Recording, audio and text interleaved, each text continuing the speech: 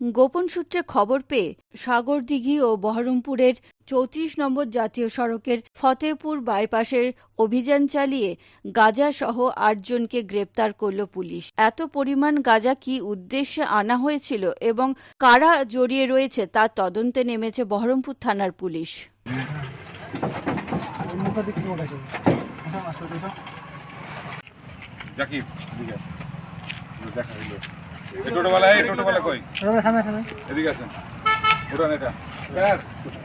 হ্যাঁ, সব মাল নিয়ে এসে দিচ্ছে আর সব চাঙ্গা টেনে টুনে ই হয়ে যাচ্ছে।